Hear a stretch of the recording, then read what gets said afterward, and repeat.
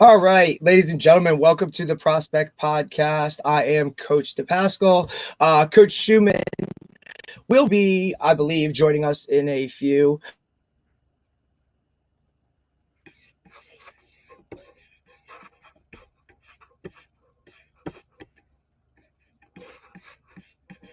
Derek, I can't hear you anymore. 1 second. There we go. Yeah. Sometimes the intro gets a little haywire.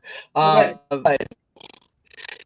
anyway, again, welcome to the Prospect Podcast. I'm Coach DePascal. I have a great guest with us today. Coach Schumann will be joining us shortly, I believe so. And if not, we always make it work. So, great guest today.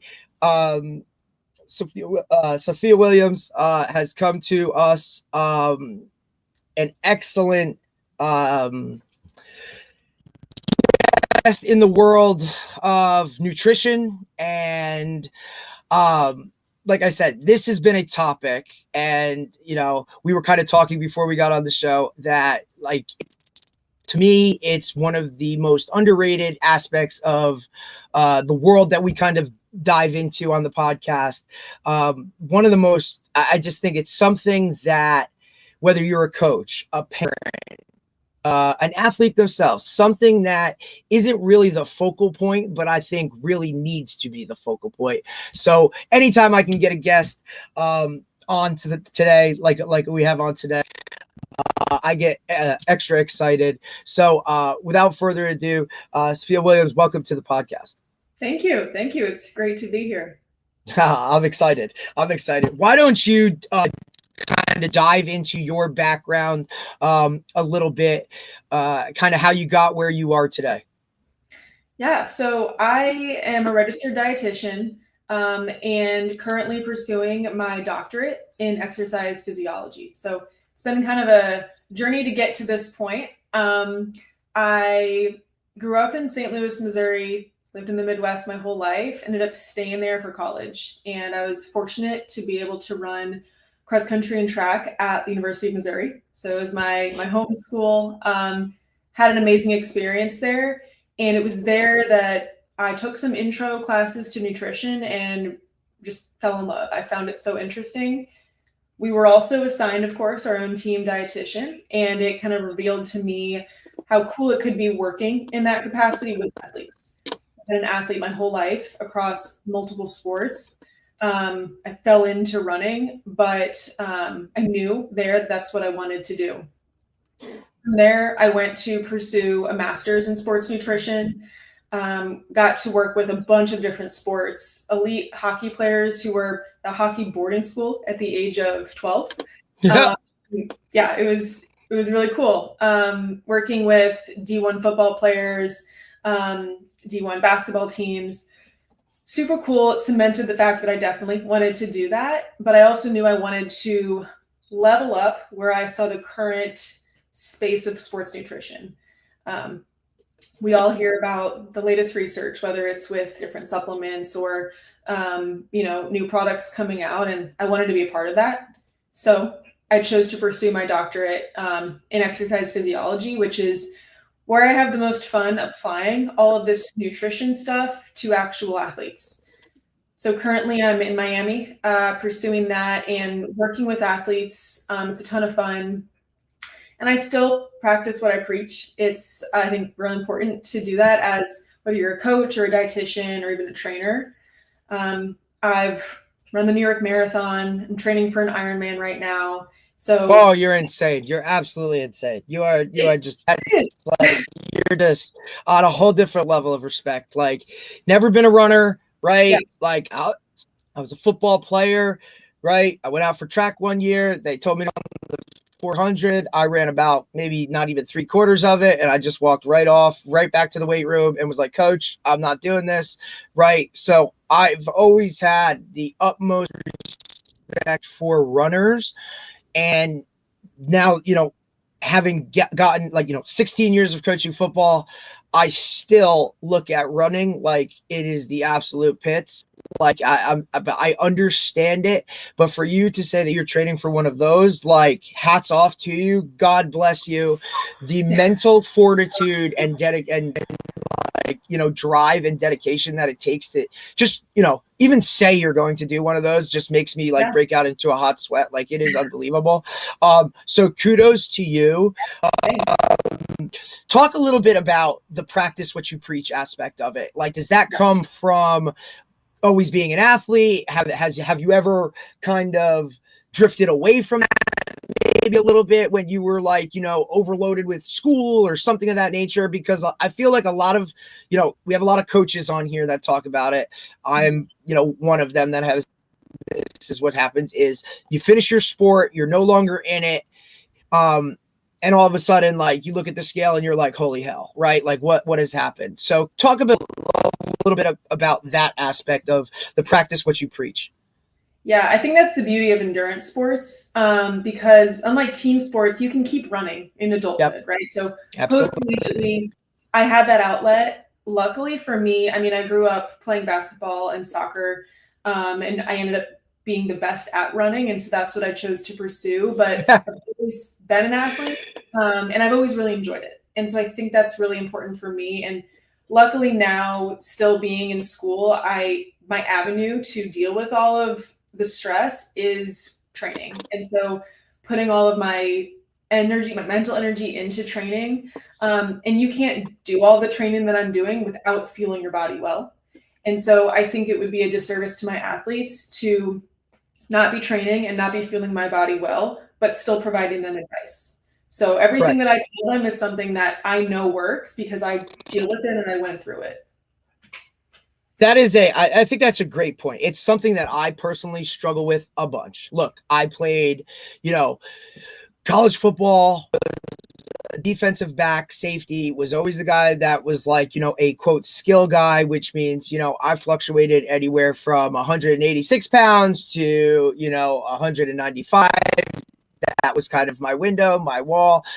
I finished playing and now football is no longer there yet. I got lighter on the scale, way to a weight that I hadn't seen since I was sophomore year in high school, right? Because you're not training for football anymore. I worked out to football. I didn't work out to be on the front cover of a magazine or any of those things. That was not happening for me. So now I start working types of jobs, right, where it's more physical. Now I see my body transform into something I had never seen before. Now that quickly went away once I left those kind of jobs where you're trying to figure out your career, right? So now all of a sudden the weight just continued to go and go and go and go, and now I would not be playing safety, I'd be playing offensive line. And it's something that I personally struggle with a lot, not because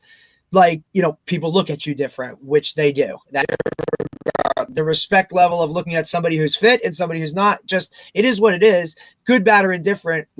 Optics matter to people in the world that we live in, right? It's the Instagram world and all the social media stuff. But for me as a coach, right, to tell a guy, hey man, you got to give me 10 more, or hey guys, sprint harder, right?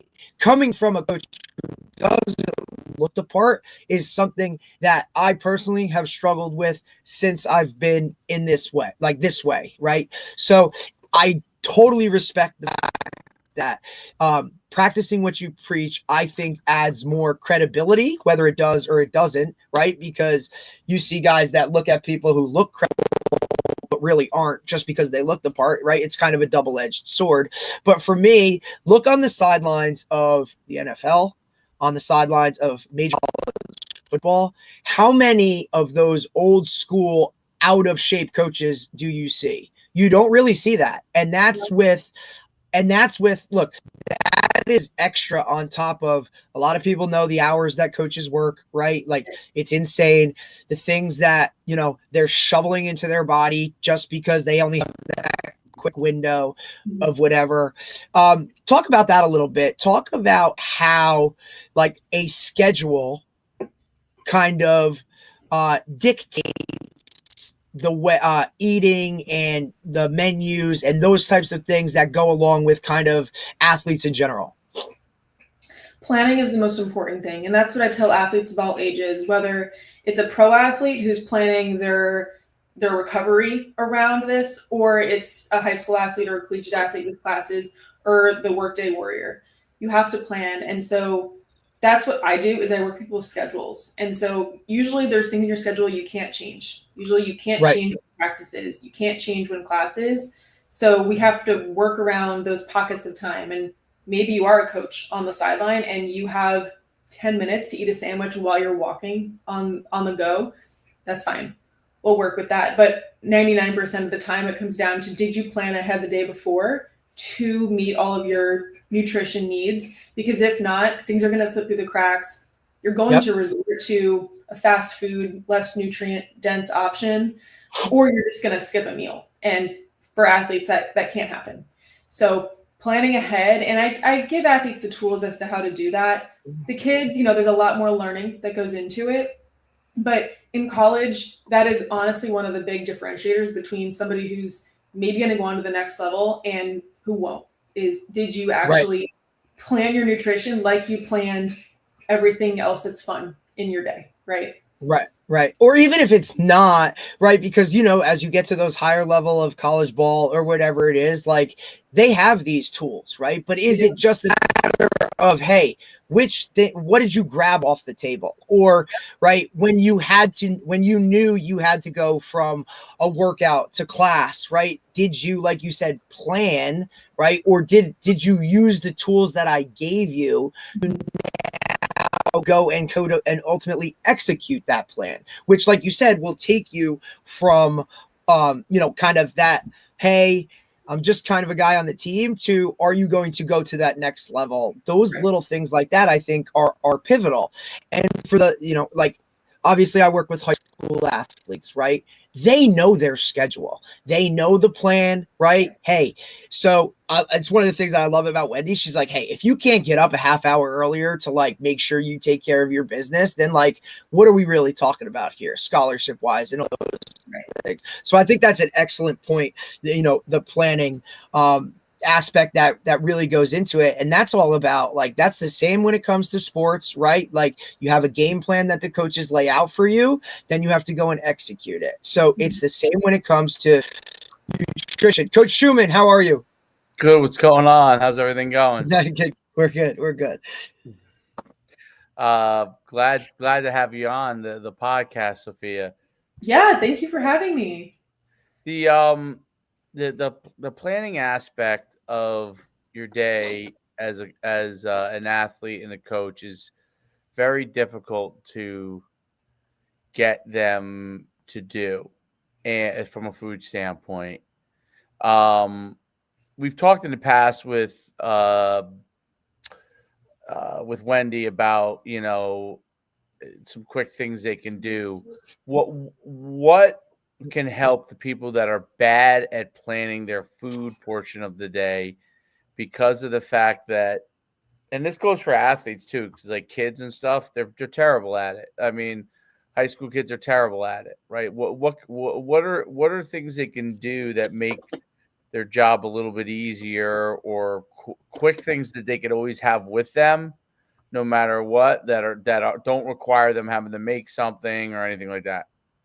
Yeah, I think that's kind of a multi-part answer for you. The first part of like what can they do to plan is I try to equate the importance of it to other things they value in their life. So for most athletes who want to play collegiately or beyond, they're going to get in their workouts. They're going to put in the work in the weight room. They're going to get on the field, get in all the reps, but they might skip their recovery shake. So making sure that they know that workout's not going to be quite as beneficial without the nutrition aspect.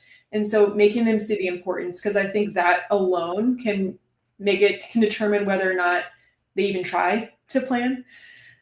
But beyond that, I would say having those quick things with them and setting them out the night before. So that's one of the keys for especially high school and collegiate athletes is if you have a 6 a.m. lift, there's not the mental energy or time in the morning to go figure out what you want to eat. You probably don't want to eat. So let's make that the night before and not give yourself the out in the morning. So putting it by their bag, even if they have to put it in their car so they cannot forget it, I'll have them do that. And there are plenty of recovery drinks, whether it's a protein smoothie, chocolate milk, different kinds of granola bars and protein bars that we can use as kind of the catalyst to more real food. Ultimately, I'd love if they would the night before make a breakfast sandwich. That's not the first realistic option for these athletes. So start small. I like to build little wins. Once they've shown that they're willing to eat something, even if it's an applesauce, then we get into a little bit more actual food, advanced stuff, but building those wins first. It's hard to get them to eat anything other than chocolate milk. Yes. And it's like they like chocolate milk. I see a lot of kids now will eat yogurt and those kind of things, which are good. And they'll grab a sandwich, right? But what kind of sandwich they grab is usually the issue on it. Is it like, so is there different types of like, when we talk about like beyond food, are there supplementation that, and we've talked about creatine and stuff like that in the past, but is there other supplementation like vitamins that can be beneficial for athletes that are in high school, to keep them, maybe some of the pitfalls of their food to help them with that? Is there any kind of, I know it's not perfect, right? But I'm trying to be practical with athletes. I'm sure, Derek, you deal with this too, right? At the high school level. College is different depending on the level you play at, because you do have training table. You do have someone standing over you that can help you point you into healthy options, and they start to get really accustomed to it. High school and youth kids are different in the sense that, like, you come into the cafeteria for lunch, right? Like, listen, to get these guys to understand that Takis is not a good pre-practice snack to be ripping, a half hour before a game, like that Diet Coke, or like, like the we have 7-Eleven Slurpee when you're walking in, buddy. Like, what are we doing? Like, we're not, like, you know what I'm saying? So it's very difficult. Yes, right. But you know what I'm saying? Options for them, Dave. You know what I'm saying too, though. You walk into a high school cafeteria, the options aren't best for them. They really don't have unless they plan. You know what I mean? Correct. Like, yeah, I know there's been a movement recently of more one way or the other. Yeah. And I was thinking because of that, exactly that. Like, I mean, high school, it's, your options can be You're pretty extremely limited. Yeah, I mean, extremely limited, unless you live in like Texas where you get like 50 different options, but you're extremely limited for the most people, right? And even in school, like I think about my son's school, which they have a few options. I mean, they're for the most part, they're choosing the option that they think tastes the best to them. I'm not even talking about we limit, like, for example, my kid and other people that I know in high school level, like, he gets a certain amount of money and I can see what he buys. And if I see him buying like dessert every day, like, I'm like, hey, we're going to cut off your money if that's what you're doing. You know what I mean? So he can understand that, but then it's like the actual food, like the food that's available option, it's a chicken sandwich. It's a mac and cheese. It's, you know what I'm saying? So is there supplementation? And we talked about creatine, because creatine obviously is helpful for athletes, but is there like vitamins that like can fill the gaps beyond that? Omegas and those kind of. I don't know. I'm asking. I'm curious. Yeah. Well, the first thing is, one of the things that I recommend for high school athletes in particular, if they're eating the school lunch, is they're almost always given a solid protein option and carb. Right. They're almost always missing produce and something colorful. And that's where all these vitamins are going to be found. So I'll have a lot of my athletes bring an apple to lunch, something that simple, whatever fruit of the day they would like to bring can fill those needs. However, if that's not a reality or that's not going to happen, then we figure out what are they missing. Definitely not going to happen. Having coached for 20 years, there's 1 in 100 that does those things the right way. I will tell you this though, Dave, and this is, something to kind of piggyback on this, right? Like, so we have a group that lifts in the morning, right? In season, not so much, but off season, absolutely. 5:30, they're in there. I started they're putting the work for me, right? So I wanted them to look at it like, hey, what's my little bit of a reward, or how can I make it, us personally as a coaching staff, how can we make it more like higher level, college or next level, right? To make them feel like, hey, you're being treated like these guys are treated. I brought in, we started buying some apples, some oranges, some bananas, right? Some fruit in the morning, and a bar, right? Like just a little whatever bar. You would have thought that I gave these guys like up here, like a breakfast sandwich. Like it was unbelievable. And now just introducing them into that little bit of it, right? Now they go and it's, hey, you know what? Coach D had apples and Coach D had bars for us in the morning. And now they're just kind of going along with that, so that even if that's not a sustainable option for them at lunchtime, at least they know every morning when they're lifting, they could grab something as small as that and have it with them. But I think that's the issue too. I think the issue is that you have to bring it in. Like, I get it. But if that's what I have to do in order for them to eat it, and then see the gains from it. I get it. I know absolutely. If you hand most of the kids an option after working out and say, I think they will. I think the problem is without Coach D doing it, right? Does it get done? Like now, when you have them in the weight room, that captive audience. But think about that. You're spending your money on that process, right?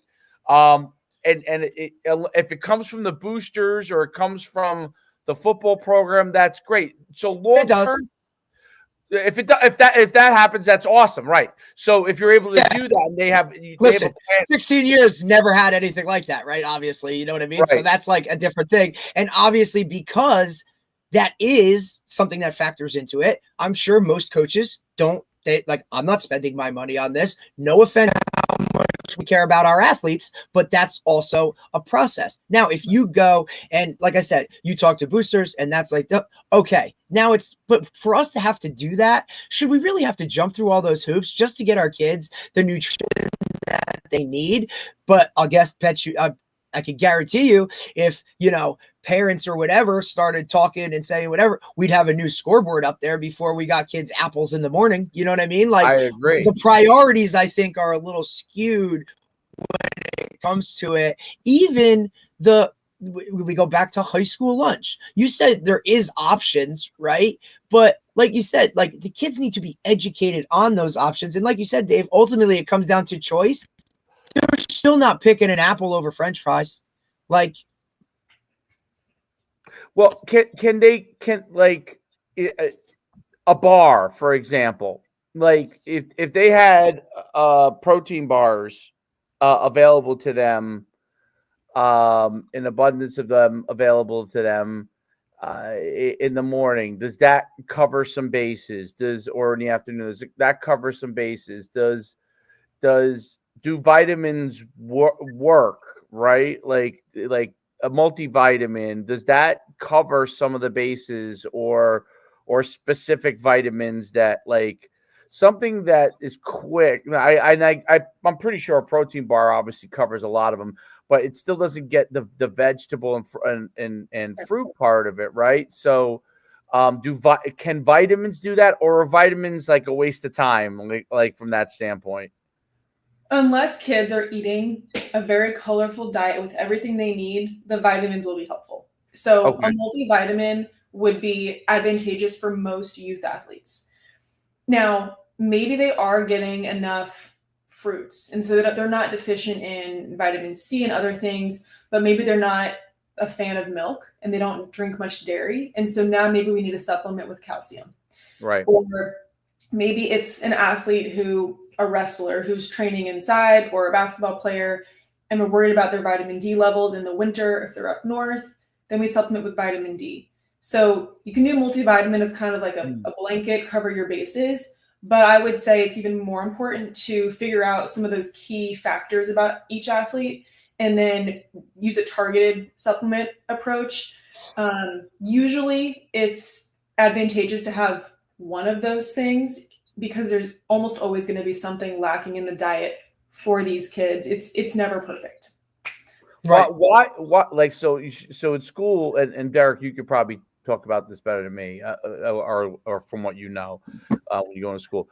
Do they have, like, I don't know, is a chicken sandwich a good option for the kids? Is when they come in there, like when pizza's the option, right? Is that a bad move? Because they're going right for the pizza half the time. What would be like a decent, like for lunch, for example, protein, right? Is a cheeseburger okay at lunchtime? Are those things okay? At the end of the day, let's remember that they are kids. So Right. we don't want to take that away from them. And I really think that I can't do my job well if kids don't like what I'm telling them. So if I'm telling them you can't have pizza, you can't have burgers, right, well, they're not going to listen to me. But of course. If I say, have the pizza, have the burger, but let's also add a fruit, or let's want to bring a fruit. Okay, let's have a smoothie with that to get the fruit in, kind of sneak it in. Yeah. They're more open to hearing that. So I think you can look at the pizza's going to give you calcium from the cheese. It's going to give you carbs from the dough, right? The burger, if you're having the bun, you're going to get your carbs and your protein in. Maybe it's not the most ideal, clean protein source. Right. You know what? It's better than not having lunch that day, or it's better than choosing something that could be even worse. So it's yeah. Hockeys.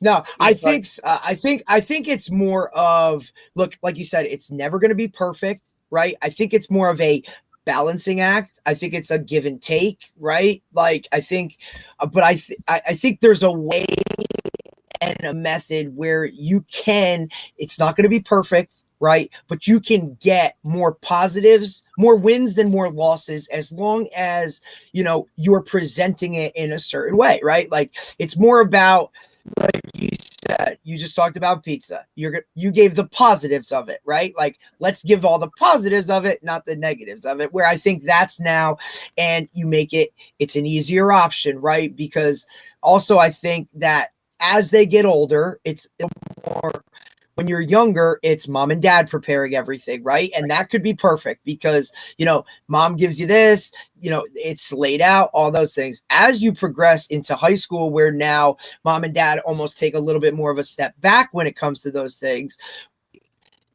right away, if they've been regimented eating this way all of middle school, now they get to high school, hey, all right, now it's on you. They're going to go off the chain and go crazy and eat everything that they shouldn't be, just because they've never been exposed to it, right? As a younger, that's why I never understood the, like, hey, you're never having ice cream, you're never having these things, because it's like a kid that's never partied in high school. They go off to college and they're the ones that get thrown out first semester because they just go nuts, right? I also think now your higher level kids that want to get to that next level, they look for examples of how guys that are there are doing it. And with the exposure with social media, they're seeing more of this.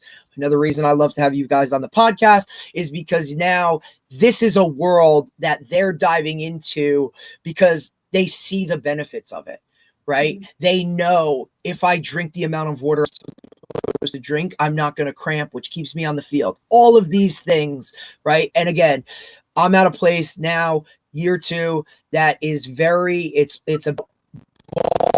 it's about that. Everybody's on the same page. So it is different than any other place that I've been, other than one other place where they actually, parents, right, because it was a private school, parents could pay for a meal plan where the cafeteria staff, which cafeteria is not the word, this was more of like a restaurant quality stuff, would prepare 3 meals for them a day, and they could factor that into their tuition, right? Where they would get, you know, they would come to school in the morning, go get their breakfast. They would go to lunch, they would get their lunch. And then before they left for the day, whether pre or post practice, you go to the cafeteria and you would go home with a dinner. Like, it was a phenomenal plan. Obviously, that's above and beyond. But some of those athletes or parents that were like, hey, this handles my kid for 190 days with 3 meals a day of what I know is quality food, right? And it was, you know, all of your options. It checked every box, right? That's something that obviously we know, especially when it comes to, you know, where the high school is located, the socioeconomics of the place, right? Like those options, right? That's not always conducive, but it was there and it was absolutely phenomenal. And yes, there was a chocolate chip cookie thrown in there, one of those spots, and that they loved it, right? It was about that. So I think it's more not tricking them is the wrong word. Educating them, I think, gives you a better chance for the sustainability moving forward with it, because that's what it really is. It's a lot of, I hate to use the word boring, right? But it's just like football, right? Like it, or sports in general, or working out in an off season. It's consistency that ultimately wins. And when you don't reap the rewards immediately, even though I think nutrition, you can see the benefits like within a day or two based off of what you're ingesting into your body, right? Those are the things I think where you need to find wins.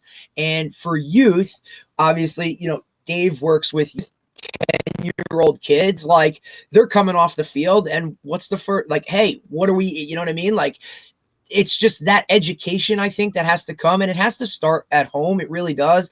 If your cabinets are filled with, you know, snacks and like, you know, everything that ultimately tastes really, really, really good, it's probably a problem. Yeah.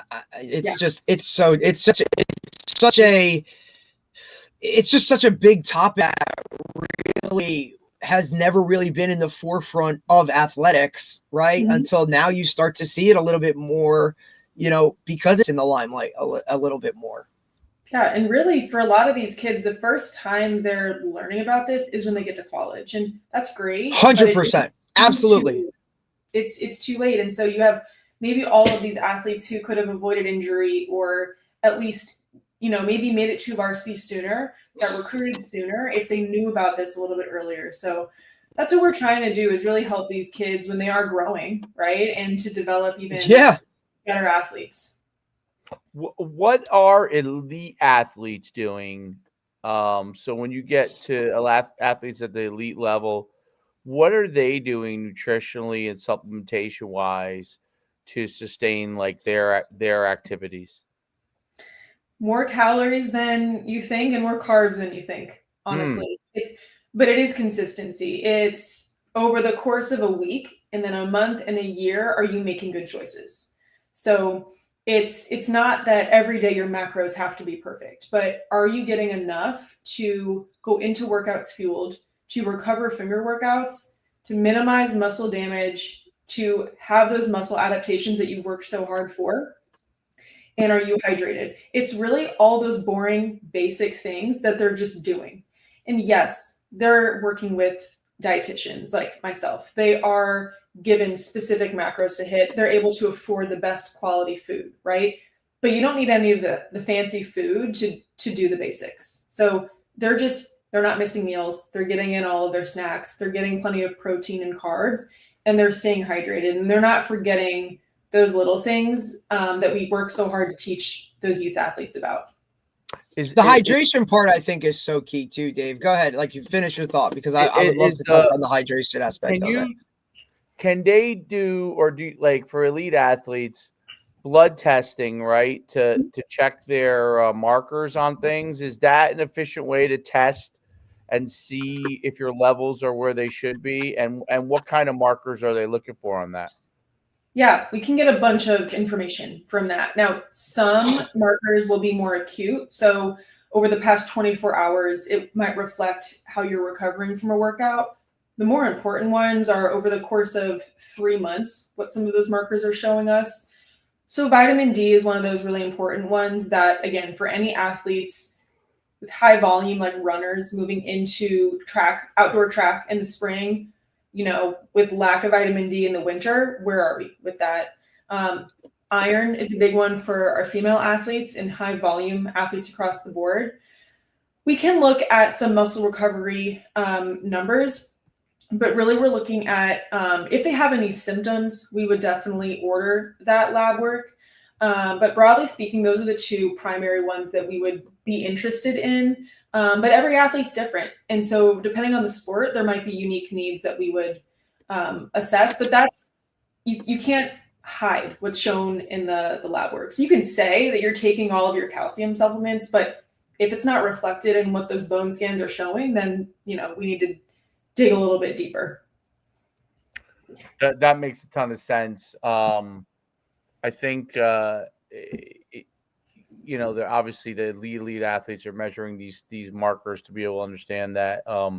It's interesting that I wonder, like vitamin D and calcium, is that something that is deficient sometimes in elite athletes because of the work level? Does it get depleted, or is it just their natural levels that are low? Calcium gets depleted. We lose calcium in sweat. Okay. So when you have athletes who are sweating a lot, think about a cyclist who's training for hours on an indoor bike. They're losing a ton of calcium in their sweat. Or even when football players move into full pads, they could be losing more than guys. Right. Vitamin D is typically, if you're in the sun 10 minutes a day, you're good. It has to be direct contact with the skin. And so again, if you're in somebody who's an athlete's in full pads, helmet on, they're not really getting that direct sun exposure. And then if they're training indoors, they're not getting that. So we can get it through supplementation, especially with milk that has been fortified. But there is plenty of athletes nowadays who don't want to drink dairy milk, and that's a whole separate concern. But it's hard to get dietary vitamin D. So that is why there's a big push right now to make sure that we are monitoring that with our athletes. Interesting. That's really interesting. I didn't realize that sweat depletes calcium, because I think that like that's definitely something that I would have never known. It's crazy. It is crazy. It's crazy. And like the hydration drinks probably doesn't replace calcium at all. So they've got to eat like leafy vegetables or take a supplement or whatever in order to get there, I guess. Which is interesting. It's amazing because you don't realize what are some of the other things that get depleted when they're working out that they may not realize that they have to replace? I mean, we always think about things like sodium, right? Okay. You are that is the primary nutrient you're losing in sweat. Okay. Now, when you have athletes who are really heavy sweaters and heavy salty sweaters, they'll know it. They'll taste it. And you know those, right? Like I it's the coach's job to diagnose that, like, or you always have a kid that's like, he just says it in passing, like, coach, I'm always just so hot, or I'm always so sweating so much. Like that should be a mental note to be like, hey, make sure you keep an eye on this guy because that's just who he is right now. I know that's hard. I know it's a blowing above and beyond, and it's a little bit of an attention to detail where like coaches are like, I got other shit to worry about. Like I get it, but when that guy cramps because of that and because you haven't paid attention to that, you're gonna be pissed, right? So it's part. I'm sorry, like it is what it is. Yeah, and you mentioned coaches keeping an eye out. That's so important because when you're in a place like I live in Miami, it's always hot and humid. You're never going to have your clothes dry when you're outside. So you're not going to see the sweat on somebody's clothes. But when I was working with guys at Arizona State, they're in Phoenix. It's so dry there. So you see the salt on their uniforms, right? but you need to be monitoring that. And so if it's stinging their eyes, if they're tasting salty, they're losing a ton of salt. And you're going to find a million products out there nowadays that are electrolytes that have salt in them. They're also going to have potassium, magnesium, maybe phosphorus, maybe vitamin C. None of those things are typically an issue. We don't typically deplete them to the extent that we can't make them up in the diet. But salt is a big one. And then calcium, I think, just gets forgotten about. And so that's a big one we need to consider for those heavy sweaters. That's a great point. It's so interesting that this stuff affects everything from a metabolic standpoint. I Now, love this. Like this how stuff much- that all together. I find it so interesting, dude. It's like it's just a whole different, you know what I mean, level of like attention to detail and how, hey, if I drink this, I'm gonna feel this, right? And it's probably like it's supposed to be that way, but for every athlete, every individual is different, right? So you kind of need to know yourself and how you react to certain things, right, Dave? Because if you drink a bottle of water, Dave, your body may take that and flip it faster than my body does, right? Based off of whatever it is. So I'm sure, like, I never liked to eat breakfast. I don't know if you were a breakfast guy, Dave. Like, I never liked that feeling of waking up and being full. So I would never eat breakfast before practice. Or even if we had like a Saturday afternoon game, to get up and eat a full breakfast, I always felt I didn't feel right. I don't know. It was just different. And I just think the individualism of each body to react to those things differently, I think is just like, that's why guys need to at least once sit down with someone and lay it out and kind of go through it to formalize it.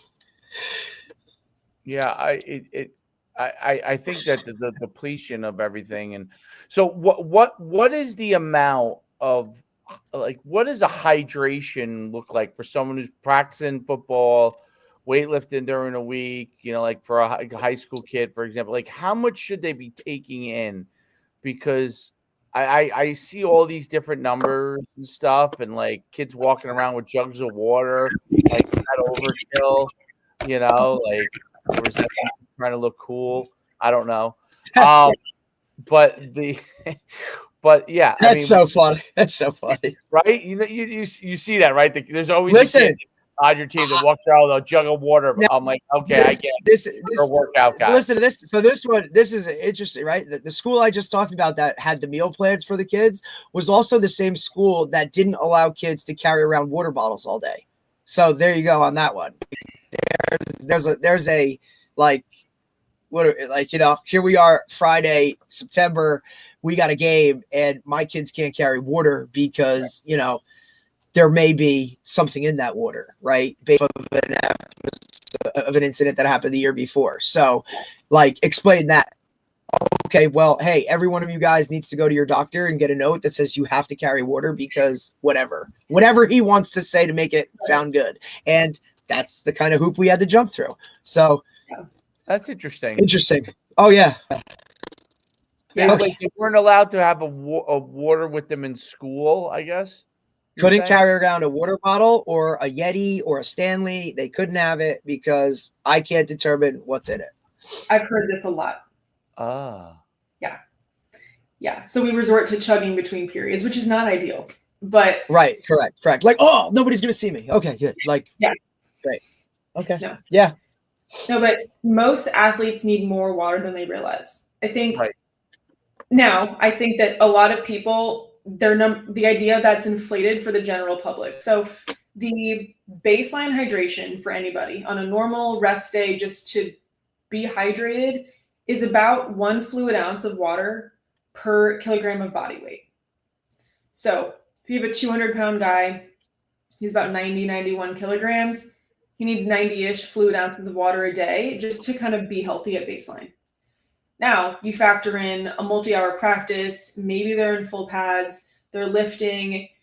Sauna now is a huge thing. People are in the sauna for 20, 30 minutes. So now the needs go up. So almost every athlete needs at least 100 fluid ounces a day.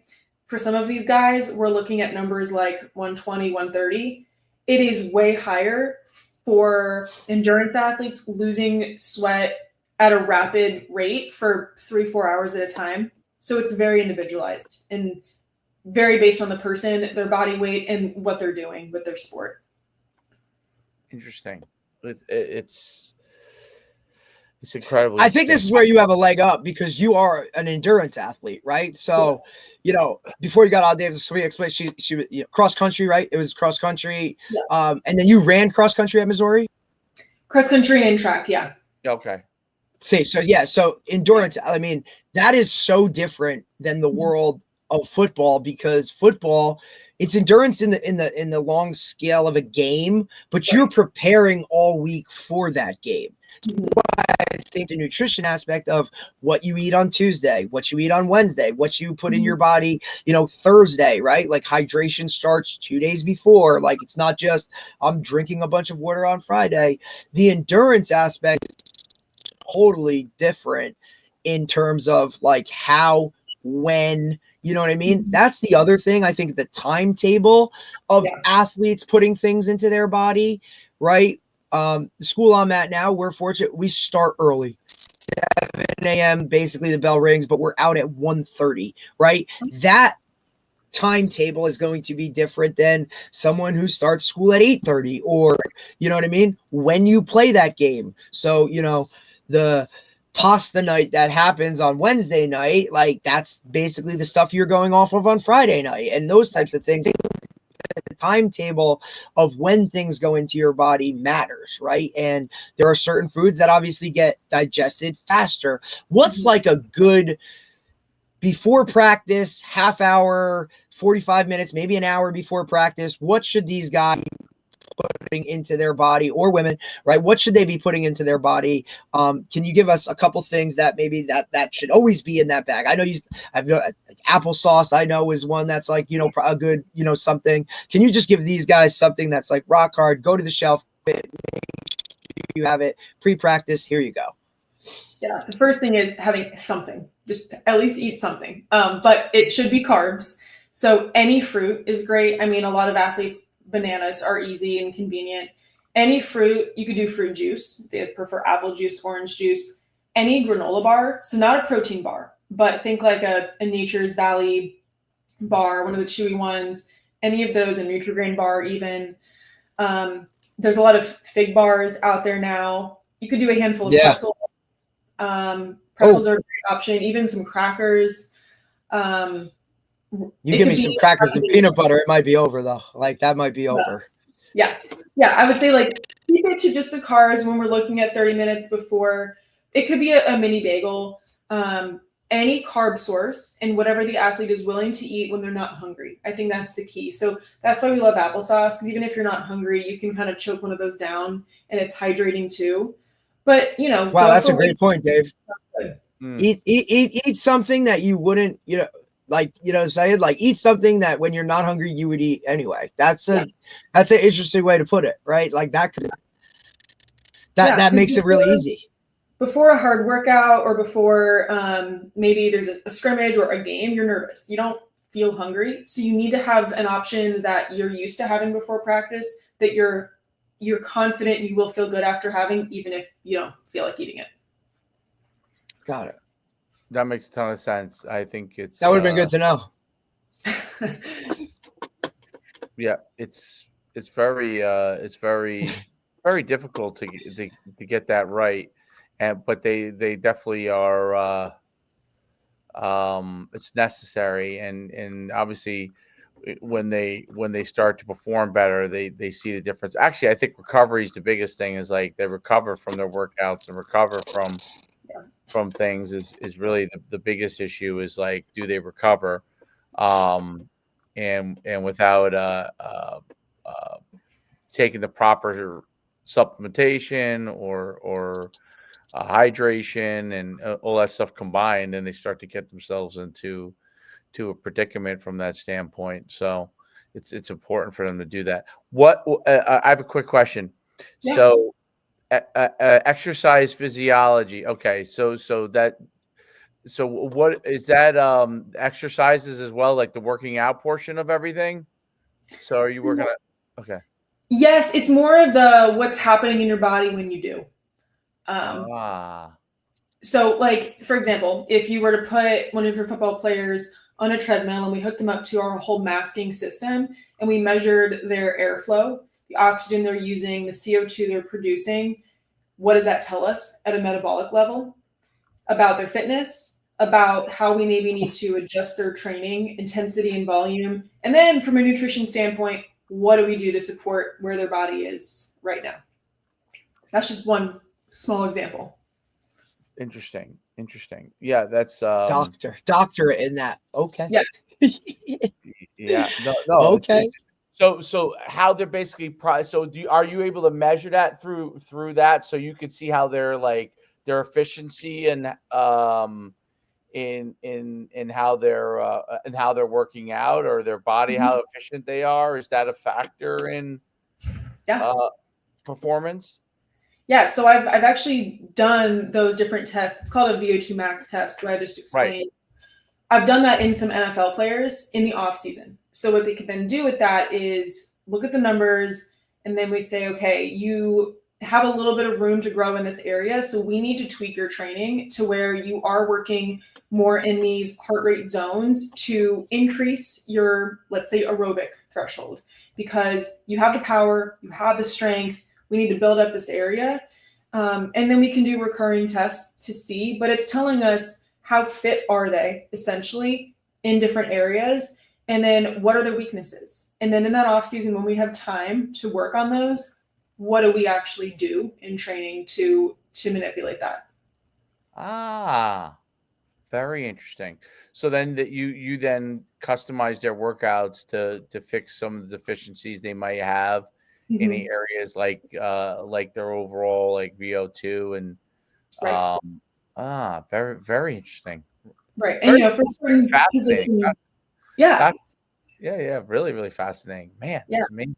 So for people who don't understand how it all works, is basically you're able to measure what the athlete's current performance level is, how their body like processes working out with the VO2 max and what their output is, and then you could gather ways that they can improve that in the off season if they're lacking in the certain areas. Exactly. And it could be something as simple as tweaking a workout, or it could be adding in more volume or more intensity for an athlete, depending on their position. Of course, not all football players need a high VO2 max, right? But some do. Right. So determining what's important for that specific athlete.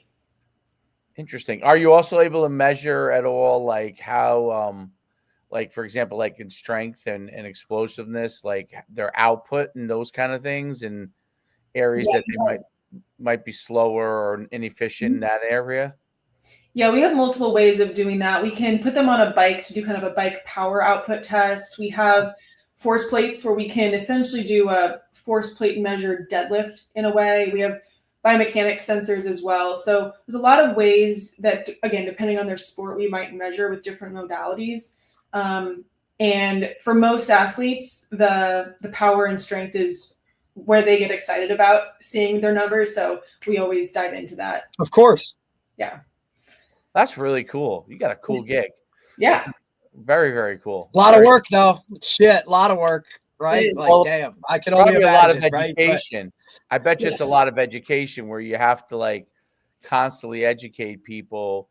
Because nobody knows what the hell they're talking about when you say that. Like, you know what I mean? Like you say that and people are like, wait, what is that? You know what I mean? Like, I don't understand it. So she probably has to go through that entire spill. Yeah. Oh, absolutely. That to me strikes as the hardest part with athletes is not even athletes. In some cases, maybe they're coaches. The buy-in as to that this is going to make me better, that it's going to make the difference that you're saying. And when they see it, though, it's like, it's funny because like with Tom Brady, like his whole TB12 thing. Yep. And the guy he worked with on the training aspect and the nutrition aspect, and obviously everything he did there contributed to the longevity of his career, not just but from a health standpoint, right? So not his performance. Like no one was expecting him to run fast because he wasn't fast, but like his ability to stay healthy and through everything he was doing nutritionally and workout wise and measuring all those kind of things.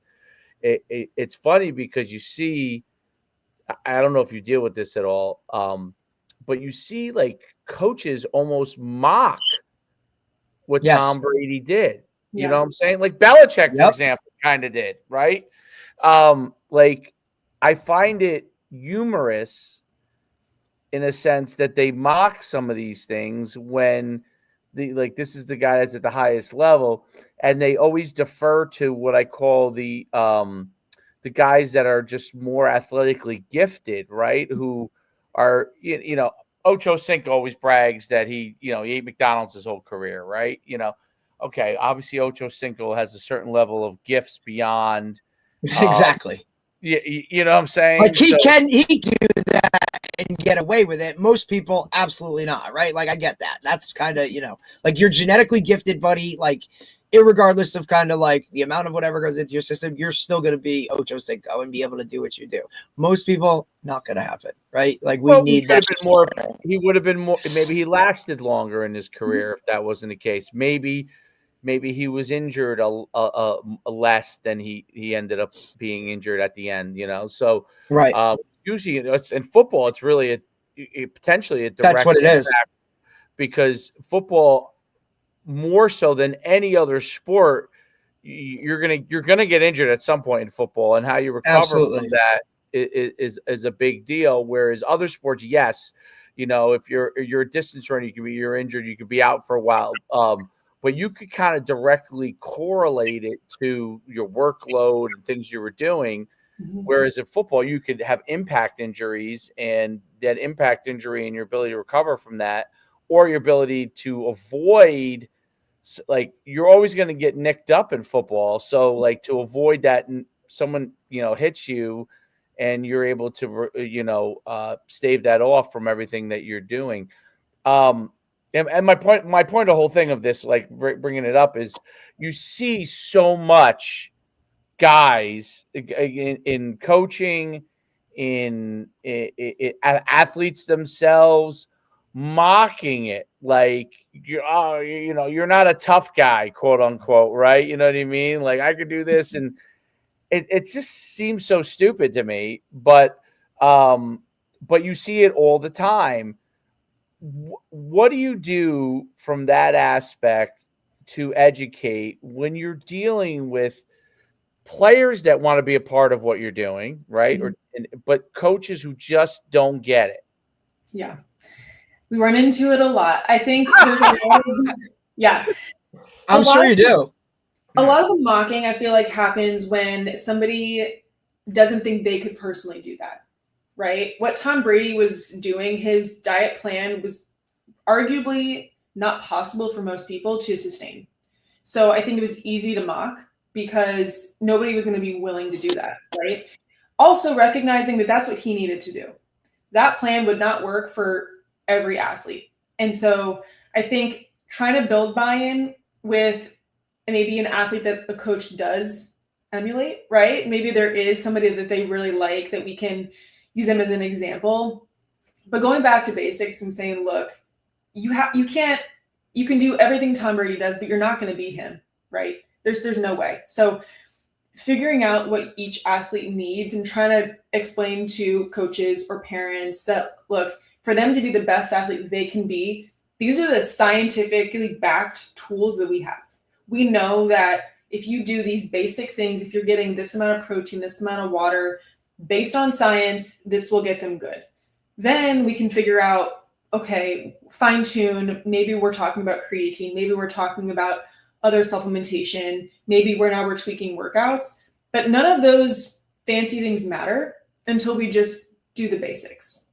So I think we kind of always have to go back to that and build the trust from there. Identify the small wins along the way is always helpful to increase the buy-in as well. Yeah, there's no doubt about it. And I would argue that, like, obviously Tom Brady has unique ability as far as to throw the ball and to be able in mindset. Mm-hmm. But the health component of it is something that we can all control, right? So, no one's saying that you're going to have the mindset that Tom Brady has. I mean, the way that he thinks about things, the way that he competes, right? And those are some innate things. But he wasn't gifted as far as physically goes, and he created himself into a person. I mean, he was tall, but he wasn't gifted as far as like some of you would see in the NFL physically. Mm-hmm. And he created himself into knowing that he created himself into being a more indestructible athlete within his own structure, right? So, yes, he was tall, but like you would look at him, you wouldn't say like he was, the widest guy and all those kind of things, but he developed all the things around him to be able to withstand things from a physical standpoint. And when he got injured, he would be recover maybe quicker than more people could, and then that probably allowed him to continue to be. And that's part of, I mean, Derek always says this: availability is the most important thing in sports, right? Being available to play is just as important as everything else, because especially in football, that becomes an issue throughout the course of the season. Mm-hmm. Guys who are actually available to go on the field and aren't like complaining about something. That's an important thing. And being able to take care of that it is critical. If it's really, really a difference maker. And it also changes, I think, the mindset of the coaches when you're more available onto your own skill set, right? So even if you are a good athlete and you're banged around all the time, yes, it could be bad luck, absolutely. But if it's all the time, coaches innately start to think, well, there's something that you're not doing. Is there something they don't know that answer per se, but in their head, it's like this kid he's limited in what he can do. Mm-hmm. So, and it doesn't mean it's right or wrong, but that is what happens. The kid could have had bad luck, but those things help to get you back quicker and make a big difference from that standpoint. So it's been great. It's also the small part that separates too, Dave, right? Like it's that small with, now we see like the littlest thing. It could be what gets you a scholarship or doesn't get you a scholarship, right? Like that little bit of, I should take this more serious, or I need to really dive into this more so, is what could be that difference between higher level player or going to the school that you want to go to, or one of those, or getting you on the field and then keeping you on the field. It might be that splitting of hairs is kind of where we're at now in terms of like this guy or that guy. Like it might come down to that. And if you're not, doing all those things, it could put you on the side that you don't want to be on. So, yeah, absolutely. It's kind of just where it's at. We appreciate you. Thank you so much. This has been great. It was great. Thank you for coming on. It's really, really been awesome. And where can everybody find you before we let you go? And then reach out to you.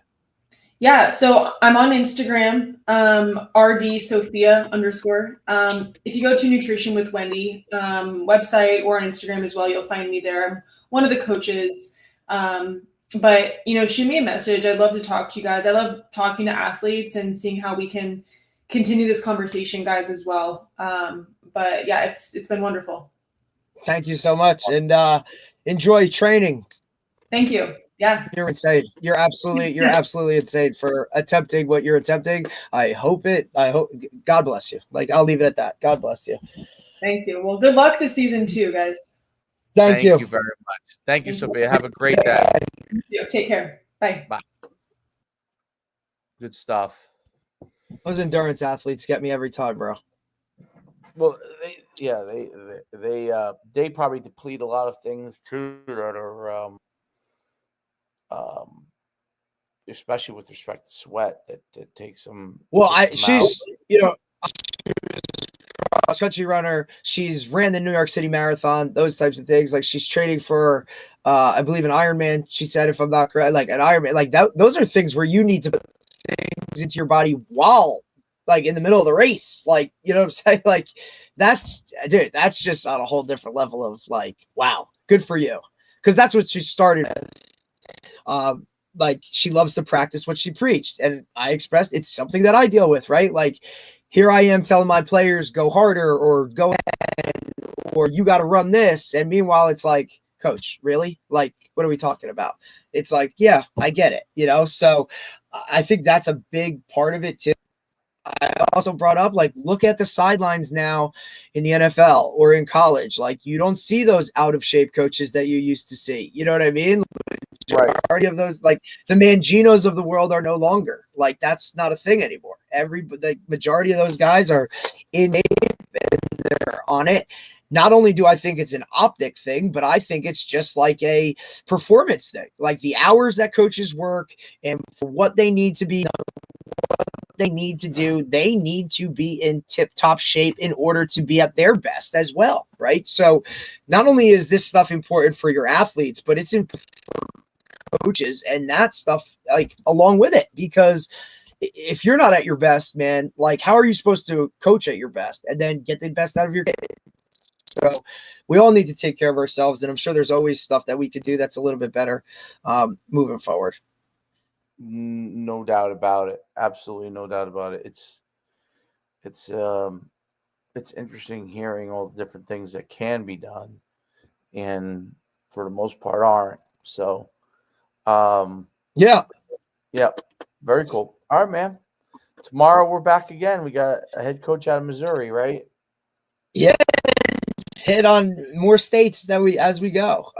Has won state titles in the past. You know, Coach John Perry. I believe it's Nixa High School. So look forward to talking to him.